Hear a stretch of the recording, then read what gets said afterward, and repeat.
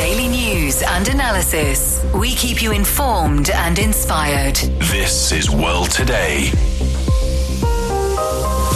All eyes are on Beijing as Chinese Premier Li Qiang delivers the 2026 government work report at the two sessions. What does the new economic growth target reveal about China's priorities? And as China deepens its commitment to opening up, what opportunities lie ahead for global businesses and trading partners? Welcome to World Today. I'm your sitting host, Xu Yawen. Joining me to unpack China's 2026 government work report and its new five-year plan are Andy Mok, professor at Beijing Foreign Studies University, Liu Baocheng, director of the Center for International Business Ethics at University of International Business and Economics, and Dr. Pei May, assistant professor of political science at the International Islamic University, Malaysia. Welcome to the program. So let me begin by our Chinese guest here, Professor Liu. Chinese Premier Li's government work report sets a GDP growth target of 4.5% to 5% for 2026. It's a range rather than a single fixed number, and the report says that this target creates space for adjusting structure, preventing risks, and promoting reforms. In your view, why has China chosen a target range this year? And does this signal a more cautious outlook on the world's second largest economy, or is it, as some officials suggest, a more proactive and pragmatic approach? Your take on it? I think it's no longer a unique approach for this year because we have already adapted to such a situation where the government report will offer more of the blueprint rather than very rigid the quantitative figures. So the same applies to the GDP growth target. By 4.5 to 5%, this offers a greater policy flexibility in an uncertain global environment. Now that is marked by geopolitical tensions, weak external demand, and more importantly, it reflects China's shift from the rigid numerical figures to the quality-oriented growth management, which allows more room to be more adaptive to specific industries, to specific local government conditions. So this really does offers a balanced approach with more room for structural reform, including technological upgrading, green transition, and also debt control. Therefore, after all, it is really the confidence of the Chinese policymakers to make sure that China will move forward with high-quality development with sufficient resilience to remain with a stable growth corridor. So the number, the target is not just about the number itself. It's about buying policy space to focus on the quality and structure of growth. Then, Andy, I think that brings us to the core question here. If we're growing at this pace, what's the primary engine driving that growth? We see in the report, it says that in a complex and severe external environment, China must persist in the strategic basis of expanding domestic demand. And it also calls for closely integrating benefiting people's livelihoods with boosting consumption and also investing in physical projects with investing in people. So here are two questions, and I'm going to ask you one by one. The first will be, why building a strong domestic market has become the absolute cornerstone for achieving that 4.5% to 5% growth target? Sure. Well, so Yawen, I think first of all, I think what we're really talking about here is China's dual circulation strategy.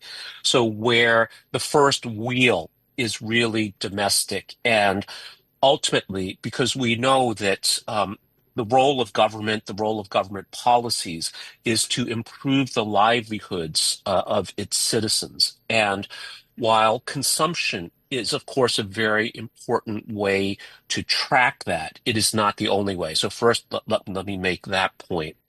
And then when we think about strengthening China's economy from a structural perspective in a very uncertain world, obviously, when you can increase different sources of domestic demand, you reduce the likelihood of exogenous shocks disrupting your economic growth plans.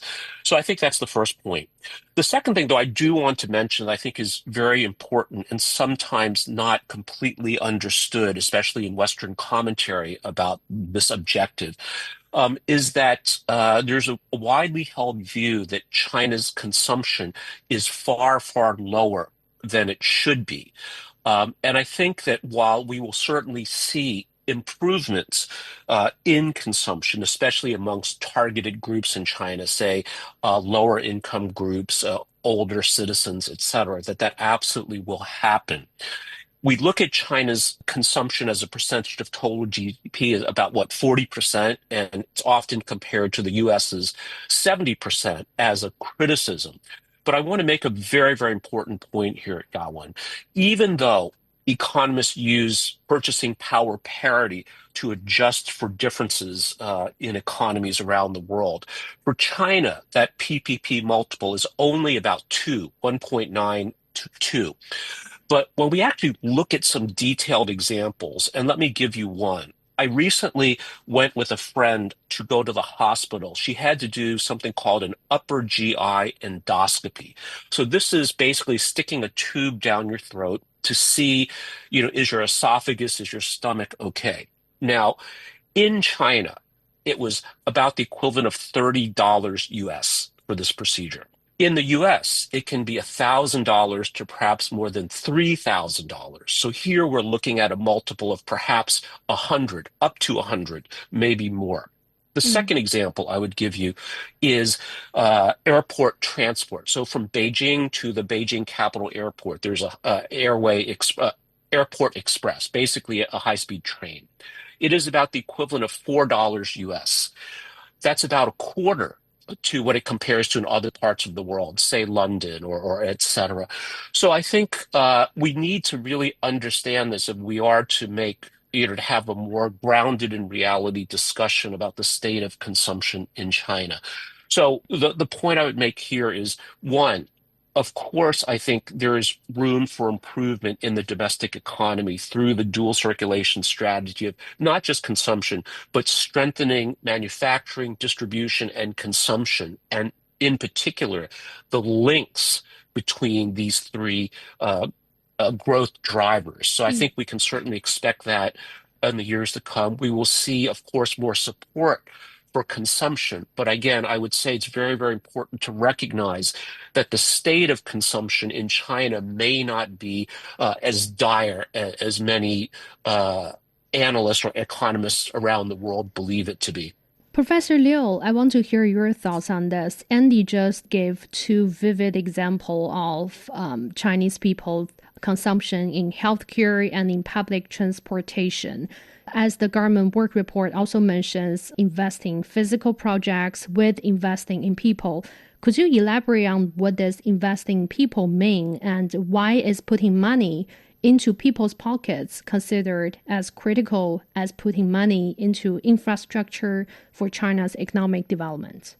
Well, Andy provide a very convincing example of the consumption on one aspect, which is the daily expenditures. But on the other side, you also notice that the price for houses, for cars, particularly in these the metropolitan areas, are really comparable to that of the developed economies. So therefore, we need to have a more holistic picture about the diversity of the Chinese consumption pattern, consumption preferences, and also the type of provisions, both in goods and services, to our people. So right now, the end point is really to enliven people's livelihood, so as the end rather than as the mean. So economically and statistically, yes, you can read about the contribution of different growth drivers. More importantly, it is really how people can really have the sense of entitlement to their contribution. So that's how the Chinese government is really targeting towards. So instead of emptying people's pocket and reduce the savings rate, which really very well justified for individual households and also for individual persons. So right now, the target is really how to create an enabling environment to make people to be free of any worry of spending, because people do not really object to the point of consumption, but they have their own rational calculations with regard to their fiscal budget within the household. So therefore, the focus for government will be there to stimulate the employment and also to provide better healthcare, pension funds, so that people can really feel more confident in addressing their consumption preferences and also the targets. And of course, on the provision side or supply side, so to better study people's consumption pattern, and they can deliver more to the real need of the people instead of the encouraging the people to trash their car after 3 years. That's also quite a waste. And also, I think the Chinese culture of managing austerity, managing thrifty, is something of a value that we should still continue to uphold. Mm-hmm. Let's hear voices from Malaysia. Dr. Li, how is China's economic growth target perceived in Southeast Asia? I mean, this target might seem more moderate compared to the double-digit growth in the past, but it would also be among the highest for major economies globally. So what's your take on it? Thank you for the question, Yawen. Well, I think it's natural that as countries develops, their growth rates actually will decline over the years. But for China, actually 4.5% to 5% is still a moderate and also a resilient number. And most importantly, I think it's realistic. So like what Yawen has mentioned just now, this is still among, the percentage is still among the highest for major economies. So for us in Southeast Asia, we think this is the realistic range set by China. And the range actually provides certain flexibility for policymakers to respond to, for example, if there is any external factors that causes global instability, the government would have to make certain adjustment to it. So not giving a fixed rate, but rather giving a set of range is actually much more flexible and better. In fact, I think in Malaysia, our economy is also projected to grow between that range, like 4.5 and 5% by some investment bank. Although our government, we set a lower target of 4 to 5%. So similarly, you can see like in Southeast Asia, countries like Indonesia, slightly expected to grow slightly more at 4.9% to 5.7%. But by its domestic bank, that's the estimation by the Indonesia domestic bank. But IMF also set it around 5.1%. So when you compare this target set by the Chinese government and also the neighboring countries' government, it's actually within a moderate and a realistic range. And I want to add on to say that I think it's true that besides adding jobs for the people, one way to actually stimulate the economy is to relieve this burden for the Chinese people. So I would like to point out a few measures that the government said they will come up with, which is very good in making people worry-free to spend. One of the things they do is they help to actually making sure that the childcare is more subsidized. And then they're also thinking of, giving more subsidies for medical insurance. And of course, they also think about adding more money for the people to spend, like raising the minimum basic pension for urban and rural residents. So these are all important taken together to boost consumption, so that China can actually achieve the target growth rates that they set. We will delve more into people's well-being later in the program. In the meantime, as both Professor Liu and Andy mentioned, the domestic and international dual circulation. So the government work report emphasizes the goal to smooth the domestic and international dual circulation and make integrated use of global factors and market resources. In your view, what message does this signal for the world, as it directly addresses fears that the domestic circulation means China turning inward? And how does strengthening the efficiency and size of China's internal market actually create new opportunities for international partners like Malaysia and even to the whole ASEAN region? Yeah, so indeed, when people talk about domestic circulation, they thought that China is turning inward. So there's always this concern. But to be honest, in reality, if you really understand this, the international dual circulation, it doesn't mean so. And China understands that it cannot turn inward, as in closing door to the outside world. Because if you look at the history, it has shown that when countries turn inward, the global economy will shrink. And in the end, everyone will be losing out. Just like what happened in the 1920s when countries become more protectionist and the global economy basically just shrink. So what we see China is doing is committed to further opening up its market so that trade and investment would continue to flow smoothly, generating sustained growth for all. So as you have mentioned just now, China market size is large, right? And if it's going larger, what does it mean for us in ASEAN? So Malaysia, for example, we export palm oil to China. So China now remains our second largest importer of palm oil. So if a bigger Chinese size market would mean that China can actually consume more of our palm oil and potentially become the largest importer of Malaysian palm oil.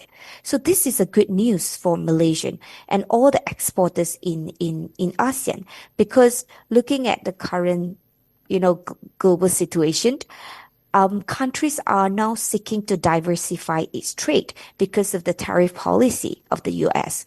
So meaning that if China's market is expanding and become more efficient, there could be more products that Malaysia can export to China. There are more products that ASEAN countries can export to China. And therefore, if China's market is expanding, it is actually a very good news for exporter in Malaysia or the whole of ASEAN, particularly given the global volatility. Now let's look into the high-tech sector of the report. Professor Liu, for the first time, the government work report introduces this term, intelligent economy, calling for a deepening and expanding AI Plus initiative to create this adoption of next-generation intelligent terminals and agents. Meanwhile, Minister of Industry and Information Technology Li Baocheng elaborated on this vision. He highlights specific products such as AI computers, AI phones, brain computer interfaces, and also humanoid robots. Could you help us define what the intelligent economy actually means here? Is this simply a matter of more advanced technology, or does it represent a fundamental change in how economic activity is organized and value is created? I think that's a great question. The intelligent economy goes beyond simply technological upgrades. It represents a new stage of economic organization, both on the institutional level and also on the allocation of those resources. By introducing intelligence into the economy, it means that the digital technology will get across the industries, across individual households in their consumption pattern, and also more of the smart products and systems such as AI computers, AI phones, auto vehicles, the 5D type of movies can be available to people.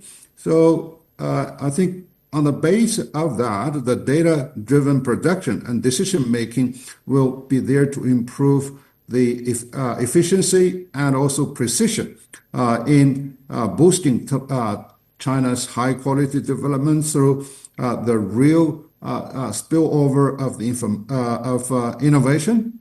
So in a way, a shift from digitization to intelligentization, where machines can really increasingly assist the autonomous performance of complex tasks. So it is really a new dimension in creating value, combining the data technology, and also, I think, more fundamentally, by boosting people's knowledge and skill sets so that people can be alleviated of hard work and then have more opportunities to learn creative technologies, the means of addressing the market needs and also their self type of promotion. So finally, China is now staying at the frontier of the digital technology because in the past years, we really picked on the low-hanging fruits of global technological advancement.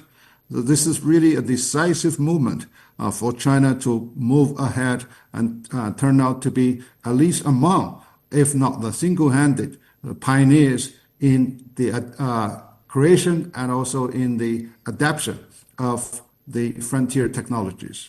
Dr. Li, so how does China's 5-year plan for this intelligent economy mean for neighboring countries like Malaysia when Chinese policymakers talk about this intelligent economy as becoming a core pillar by 2030? That's the end of the 15th 5-year plan.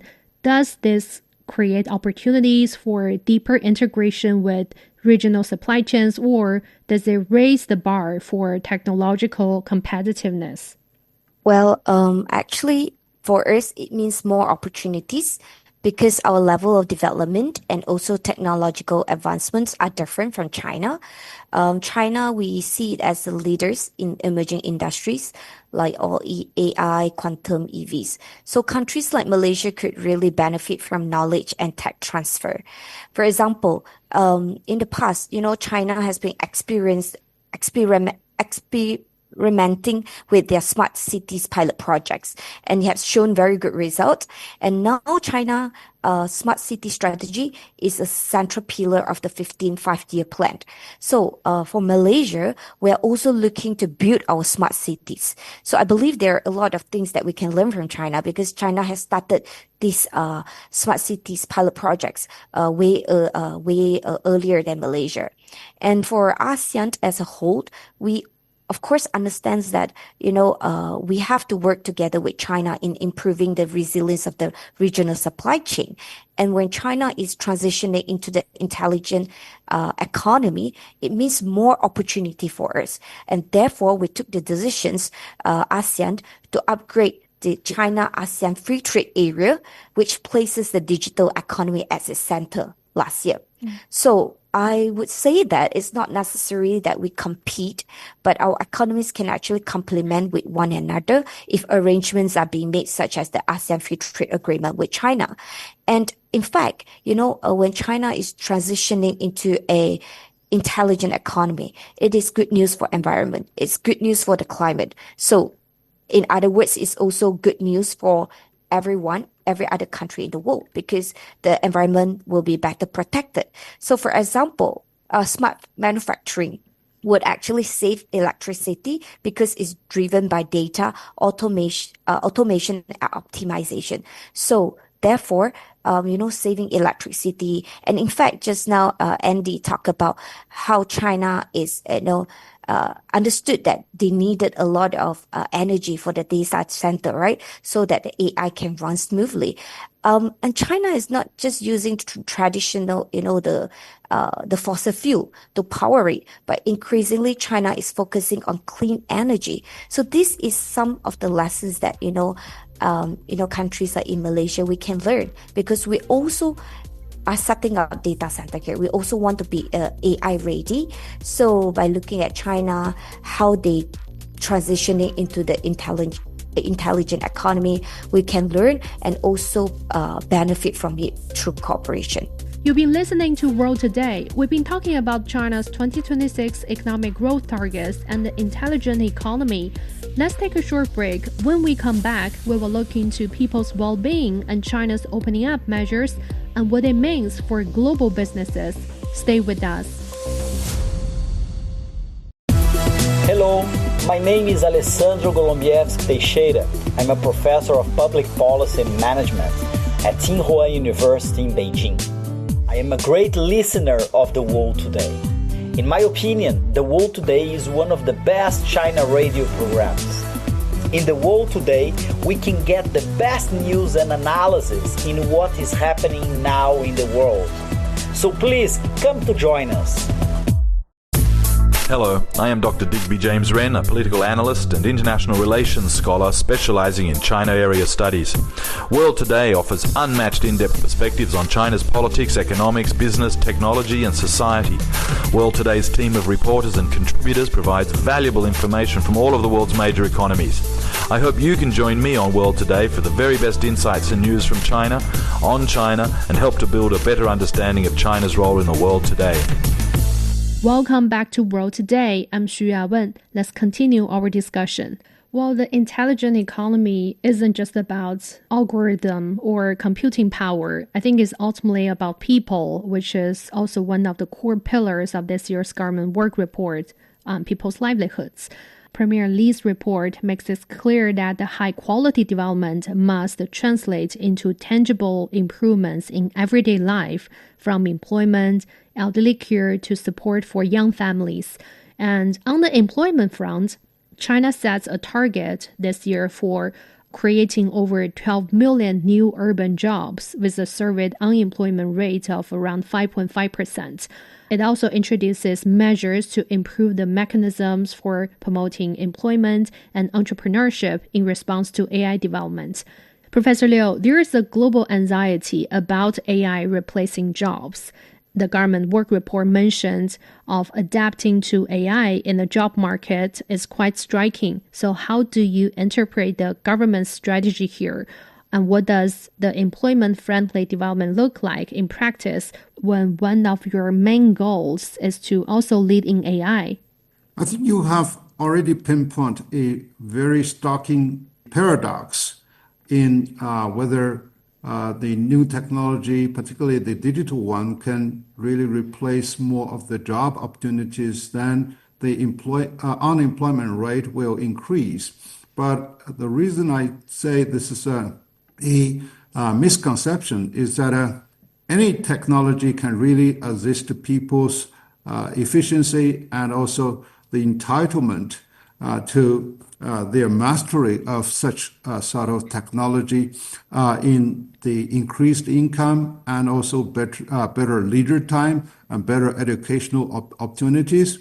So what China has been doing is that by applying those technologies both in industries, in the education, in healthcare, and in household management, it can really bring about the benefit of such a sort of technology instead of the reducing the job opportunities. And for that, we need to get better prepared that our education will be innovative enough to be able to equip our particularly younger generation with new skill sets, with new vision and new value in engaging with the society, both on economic front and also on a social cohesion. Second is that we need to create a inclusive environment in which the different level of adaptation to such a revolution in technology across regions, across different generations. And there is a specific gap that is there to be fulfilled by the application of such technology, for example, in dealing with Medicares, because we notice that in hospitals and clinics, people are really lining up, for such a sort of service, and with enabling of the digital technology, and people can really get better treatment and get better informed. And then the transparency is also being further enhanced by the usage of technology in the digital frontier. So all of which are there actually to aid the productivity and also entitlement of people.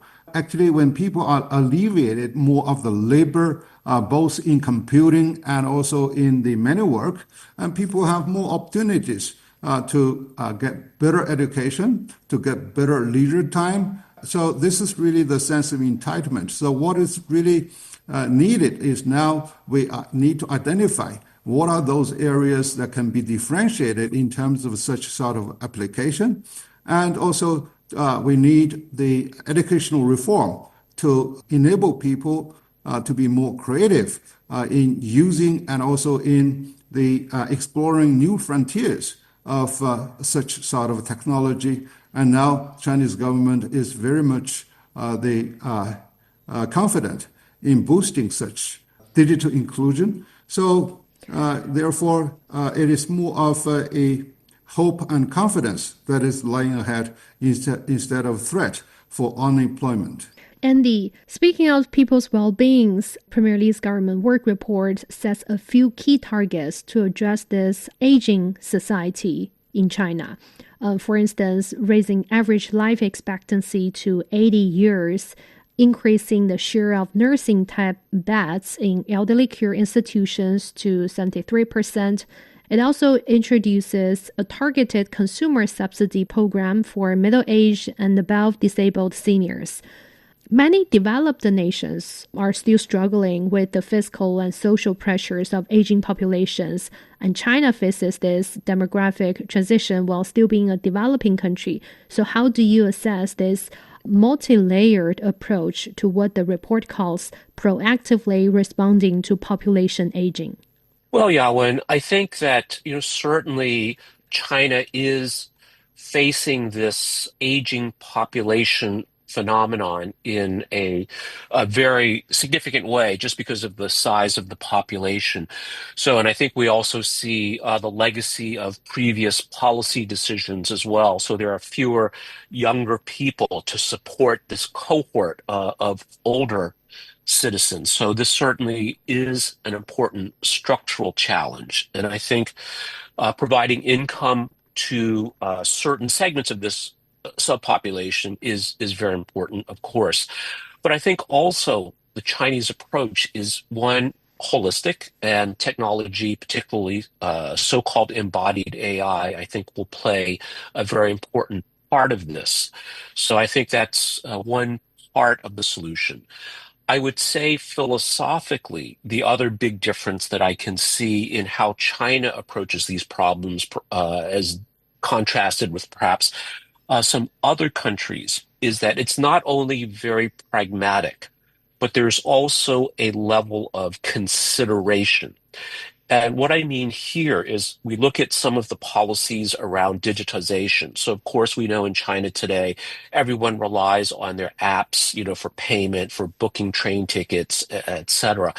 But many older people are not familiar with, not comfortable with this new way of interacting with the world. And what China's very deliberately done is, created features on applications that are specifically targeted towards older people. And you look at, if you go to, say, a Chinese hospital, it is also very, very automated and digitized, but at the same time, they have perhaps what I would call ambassadors, right? So humans standing by these machines where you scan your ID card, you make an appointment with a doctor, you pay for your lab test, you have your lab test printed out, et cetera, to assist anyone. But I think in particular, older people who, again, might not be comfortable or familiar with this. So I think, the way I might contrast how China is approaching a problem of enormous problem, I would say, a situation, because it does present opportunities as well of enormous magnitude. I think as policy, technology, and perhaps for lack of a better word, heart, or a certain personal consideration and empathy for this growing population. Let me add one point, Yawen. Yes, please. That I think there is a perceptual issue. Right now, when Chinese life expectancy is expanding on a very steady basis, to push people to have retirement, when they are 50 for women, 55 for women, 60 for men, is something that we need to really reconsider the consequence of it, because right now, most of the perception is that these people, we are talking about 300 million people, are really economic burdens. Actually, there are a lot more, quote unquote, that can be recycled to contribute to economic growth and also for social stability. So technically, I was born in 1963. I've already retired, but even by Karl Marx said that work is really the ultimate source of meaning to life. So how we can really create a sort of environment in which people who are able and willing to work and they continue to engage with economic, social, and even political opportunities. So this is something we really need to reconsider the situation. If you look at many of those OECD countries, they have already eliminated the compulsory age of retirement, in which the employers and employees can really have a free the contract in engaging the existing work or creative work. And so therefore the other considerations are how to mobilize the senior people to engage with more of the social work, for example, to set up the NGOs to provide more to compensate some of the deficiencies of political or government management in the community level. So this is something we also need more of an innovative approach instead of focusing merely on technologies and also in providing catering or care to those senior people. So they have a lot more residual value that can be unfolded to support our economic growth and also our social resilience. That's a very good point, Professor. Were you re-employed after retirement? Because you're still working now, right, as a professor at the university? Yeah, I can. For me, I can find ways of creating meaning by writing, by engaging in meaningful discussions like what we are doing now, and by writing more of the books, and by providing the training opportunities for business leaders, etc. So, but for many other people who are unable to identify opportunities, so I think institutionally, we need really to create a sort of the social support, how to identify their value and how to the bridge the gap between the real need of and also their skills and even more importantly their passion in being part and parcel of the social engine to move forward. Yes, they can live a meaningful retirement life with sufficient support either from families or the society. Exactly. Dr. Li, let me come to you now. So we have noticed that the report doesn't treat aging in isolation. It pairs it with what policymakers call one old, one young services, and mentions strengthening housing support for first marriage and first birth families, improving housing conditions for multi-child families, and deepening pilot programs for childcare service subsidies to develop affordable childcare. Why is this important to address these two groups, one old, one young, together? I know you're from Malaysia. I think China and Malaysia, where both Asian countries maybe share the similar values. And also from housing support to childcare subsidies, what implications might this have for social stability and long-term economic vitality? Well, I think this is a very important question because, as we know, China is facing what we call rapid decline in birth growth rate, right? And it's accelerating an aging population, which can cause a situation where there will be labor cost shortages and increased welfare costs. So by taking care of the olds, like what you have discussed earlier with two other panelists, and now about taking care about the young one, both are important because we are in the society. So both must be supported in one or the other way. But I would like to raise a point about, the retirees. Actually, for China, they also think that this retiree or the seniors, they can actually contribute to the economy in other ways. So they are thinking about, making silver economy as a top priority for China, where it can actually help to drive growth, meaning that, the elderly, they actually need more services just beyond the basic one like food and housing. They will also need leisure, entertainment. They will also need medical devices or even robots to take care of them. So then they actually can contribute in some meaningful way to the economy. And on the other hand, you have this the young ones, which is those the measures to boost the birth rate.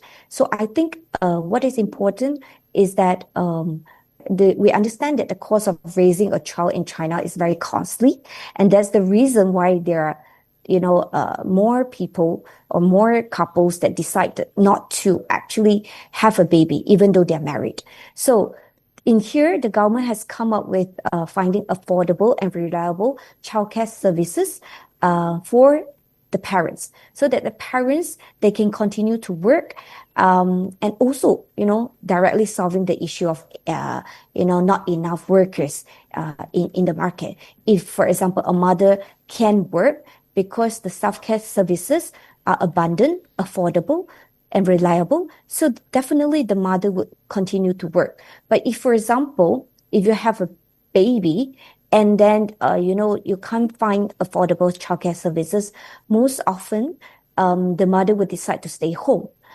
So I think what Chinese government is trying to do is to have the integrated childcare kindergarten services, meaning that hoping to get that very close either to their home or close to their workplace so that the parents can continue work at peace.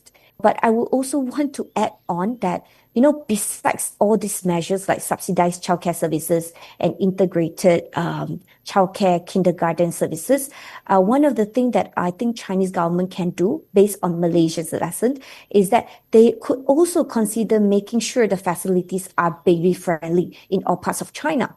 For example, more baby changing room, nursing room should be built not only in shopping malls, but also metro stations, rest areas in expressway, parks and scenic areas, just to make people feel more convenient to have babies, especially for traveling parents when they're traveling with their small kids. If the whole environment is like more baby friendly, I think it will help to boost the birth rate, apart from all the measures government have. I think the first and second tier cities here in China are already adopting those baby-friendly measures. You can see at public bathrooms where they have specific room for babies to change diapers. But maybe in other smaller cities, they need to work on that. And now let's shift the gears to the final segment of our today's program, China's opening up. Professor Liu, let me come to you now. In today's world, we're seeing rising protectionism, and China's government work report emphasized this opening up policy. For foreign investors, this is extremely important this time. The report pledges to ensure national treatment for foreign-funded enterprises and expand the negative list for cross-border service trade and actively advance the process of joining high-standard agreements like the DEPA and the CPTPP. So help us understand what's the tangible difference between this institutional opening up and the previous opening up based on the policy incentives, and also what does it mean for the predictability and fairness of the business environment in China? Yes, China, along its history, has the benefit of opening with the rest of the world and also having hard lesson or even humiliation gathered through through the closed door. So now, since 1978, China declared its open door policy, and over the past decades, China benefited a great deal. However, our institutional setting was pretty much reliant on the policy incentives, on the controlled environment, for example, the preferential special economic zones, and many more pilot programs. We have been steadily increase the level of opening with measured steps to attract foreign investment and also to widen our export channels. And now the high-level opening or institutional opening will focus more of the consistent and also stable rules, standards, and regulatory alignment with the global norms. As you mentioned, that we are not only important members of WTO, by taking advantage of the multilateral platform for trade and investment. We are also the important member within the regional comprehensive economic partnership composed of the 15 members.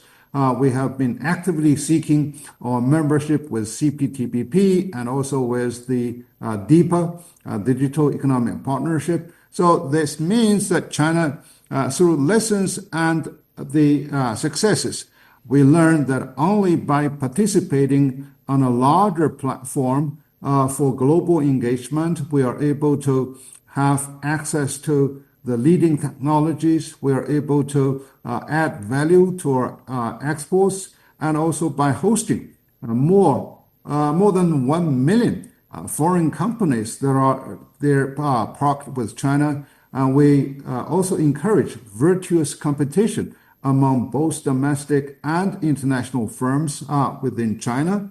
This means that we are really there to defend against the rising protectionist sentiment and measures to really implement the equal treatment for different market players, and by also the having more of the rule-based platform. Is not only the rules, but also on the implementation of those principles and basic norms through the mediation and also judicial process to ensure that we are really having a good governance in the economic management. So in the end, what we are looking at is really something, one, that we respect private property by individual firms and individual people,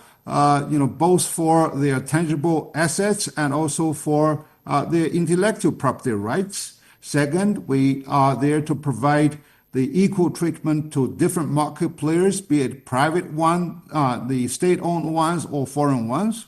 And third is that we are aiming at creating a better level playing fields for people, for different market players to compete and cooperate. But in the end, it is really the internationalized, the rule-based, the platform that's there to give people a high level of predictability and also guarantee to engage into legitimate economic activities and also harvest their economic contributions through the market mechanism. Andy, the report specifically mentions expanding pilot programs in value-added telecommunications, biotechnology, and wholly foreign-owned hospitals. It also talks about creating Invest in China brand, and these are very concrete openings. So why these sectors, the telecoms, biotech, and healthcare markets? And how does this reflect a shift in confidence, moving from protecting domestic industries to integrating them into global competition to make them stronger? Well, Yawen, I think first of all, these are very important strategic sectors, and I think they have definitely reached a level of maturity. I would not necessarily maybe frame it as a confidence in allowing foreign competition in, but I would say that in fact, because of the importance of these industries, really bringing the right talent, the right technology, the right capital structures, type of capital is very important. The other part I want to mention too is the structure. Again, through pilot programs first to sandbox new approaches, new technologies, to see how they work before you scale them. And I think this is very representative of the Chinese way of governance when it comes to technology diffusion. And in fact, I just wrote a book about this that is going to be published at the end of the month. And I do believe that this is really important to point out that the Chinese approach is distinctive. It's really first not only making specific articulating specific objectives, but making sure that they are achievable. The resources are in place, the parties that are participating are aligned, and then there is a very clear feedback loop to make sure that any mistakes that are made, any misunderstandings that happen can be quickly identified and appropriate action can be taken. And lastly, Dr. Li, the report also mentions high-quality Belt and Road cooperation, moving beyond major infrastructure to include small yet smart livelihood projects and emerging sectors. From Malaysia's perspective, how has the BRI evolved, and how does this new emphasis on small and beautiful projects and digital connectivity resonate with the needs and priorities of Southeast Asian nations? Well, I think in the past, indeed, BRI favored mega projects. Like we have one project, ECRL in Malaysia. But increasingly, we see that there is a need of more high impact and technologically driven projects, which can be small, but yet they are much more meaningful, I would say, and with higher impact. So I think one of the things that China had done in Central Asia, like Kyrgyzstan, is that they actually invested and shared the technology to build the first waste to energy power plant. So this project, indeed, it has greater impact to the society because it helps the countries to actually optimize their resources and also protect the environment at alongside growth. So for Southeast Asian countries, we of course want to transition into a digital and smart economy. So China's emphasis on this high quality BRI cooperation would definitely benefit a lot. Like we want to build an AI cities. So BRI project that promotes AI adoption in Malaysia will serve our national interest really well. And in fact, when you have a smaller scale projects, it could actually avoid the host country from spending too much money on probably infrastructure project, which are mega scale, that can be something good for the host country because, in the past, BRI projects are associated with, high debt. So now, with the small yet smart projects, not only would help us to make more impact to the society, but also would help to lower down financial risk for the host country. As we have heard from our panelists today, China's 2026 government work report is more than just a set of annual targets. It's a strategic roadmap for the next 5 years, focused on high-quality, innovation-driven growth, shared prosperity, and the confident embrace of globalization. The 15th five-year plan is not just China's blueprint. Its implementation will shape economic and technological trends for the years to come. I'd like to thank our panelists for a truly insightful discussion. Andy Mok, professor at Beijing Foreign Studies University, Liu Baocheng, director of the Center for International Business Ethics at University of International Business and Economics, Dr. Pei May, assistant professor of political science at the International Islamic University, Malaysia. And thank you for listening to World Today. Bye for now. Welcome. I'm Elaf Elad, economics professor and member of the Data Science and AI Center at New York University, Shanghai. On the World Today program, you can find in-depth and impartial insight, as well as critical commentary on key trends in the Chinese economy, financial technology, business, and blockchain. To prepare for the world tomorrow, join me on World Today.